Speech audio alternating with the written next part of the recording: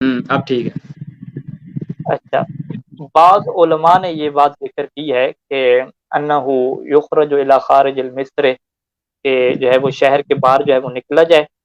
اور شہر کے باہر نکل کر جو ہے وہ کیا کیا جائے، انہو یؤتی بہا جماعتا، کہ اس عید کی نماز کو جو ہے وہ جماعت کے ساتھ کیا ہے انجام دیا جائے، ٹھیک ہے جی،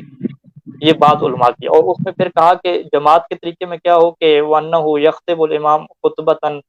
اور جو امام جماعت ہو وہاں پہ وہ خطبہ بھی ارشاد فرمائے کہ جس کے اندر جو ہے وہ اللہ کی حمد ہو، ثنا ہو،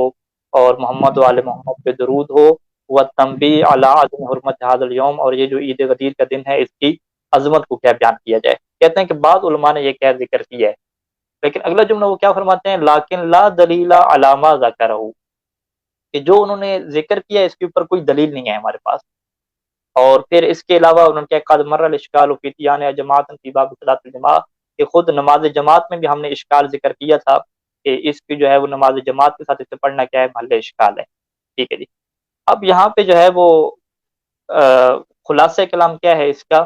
کہ اس طرح کا ایک قول کیا ہے ہمارے پاس موجود ہے، اور یہ جو ہے وہ یہ جو قول ہے یہ بھی منسوب کیا گیا ہے، یعنی حدائق میں صاحب حدائق نے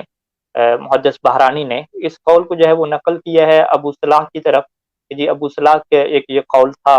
کہ عید غدیر کی جو ہے وہ نماز کیا ہے جماعت کے ساتھ کیا ہو، اس کے علاوہ کہتے ہیں ہمیں کوئی چیز نہیں ملی۔ اس کے علاوہ باب جماعت میں انہوں نے خصوصی طور پہ یہ قانون ذکر کیا تھا کہ جو نمازیں بالاصل اصل میں کیا واجب نہیں ہوتی، بلکہ وہ نمازیں کیا ہے شروع سے ہی کیا ہے مستحب ہیں، یعنی عیدین کی جو نمازیں ہیں ہمارے پاس، عید فطر ہوگی اور عید اضحیٰ ہوگی، یہ اصل میں واجب ہیں، اور چونکہ امام معصوم نہیں ہوتے پڑھانے والے تو یہ کیا ہوتی ہیں مستحب ہو جاتی ہیں۔ روایت میں یہ بات موجود ہے کہ اگر امام معصوم موجود نہ ہو تو تم یہ فرادہ بھی پڑھ سکتے ہو اور جماعت کے ساتھ بھی پڑھ سکتے ہو، دونوں آپشن دیے گئے ہیں، یہ واجب نہیں ہے، لیکن اگر امام ہو گیا تو پھر کیا یہ چیز کیا ہو جائے گی، واجب ہو جائے گی، امام معصوم اگر ہو گیا۔ لیکن غدیر کی نماز کے بارے میں وجوب کا کیا ہے ہمیں ذکر نہیں ملتا کہ یہ چیز کیا ہو واجب ہو، تو جو بھی مستحب نماز ہے اس کے بارے میں پھر کلی قوانین ہمارے پاس موجود ہیں کہ اس کو کیا جماعت کے ساتھ نہیں پڑھ سکتے، لیکن بہرحال کچھ علماء کے یہ قول ہیں کہ اسے جماعت کے ساتھ پڑھ سکتے ہیں، اور اس کے جماعت کے ساتھ پڑھنے میں سے سیستانی دامن ظل العالی نے بھی اشکال لگایا کہ اس میں اشکال ہے، احتیاط واجب ہے کہ اسے کیا جماعت کے ساتھ نہ پڑھا جائے، اور کچھ علماء نے جو ہے وہ رجا کی نیت سے، یعنی رجا کی نیت سے اس کو جماعت کے ساتھ کیا پڑھنے کی اجازت بھی دی ہے۔ تو اگر بہرحال کچھ اگر لوگ رجا کی نیت سے پڑھ رہے ہیں اور باقاعدہ ان کے پاس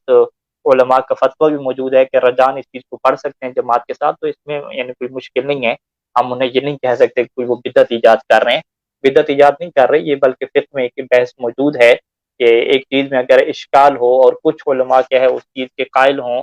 یا کوئی ایک روایت آپ کو ملتی ہو اس کے بارے میں، تو آپ رجا کی نیت سے اس چیز کو کیا انجام دے سکتے ہیں، تو اس میں کیا کوئی یعنی شرعی طور پہ مشکل نہیں ہے، اور میرے خیال میں یہ ایسی بات نہیں ہے کہ جس میں ہم دوسروں کے اوپر بدعتی ہونے کا کیا ہے الزام لگائیں کہ اس نے کیا بدعت ایجاد کر دی۔ ہاں اگر اس کو فقیہ نے اجازت دی ہے کہ وہ رجا کی نیت سے پڑھ سکتے ہیں، کیونکہ صحیح سیستانی کے بھی اس میں فتویٰ نہیں ہے کہ انہوں نے فتویٰ دے دیا ہو کہ یہ کام کیا حرام ہے کرنا، ان کا احتیاط اس میں کیسا نہ کیا جائے،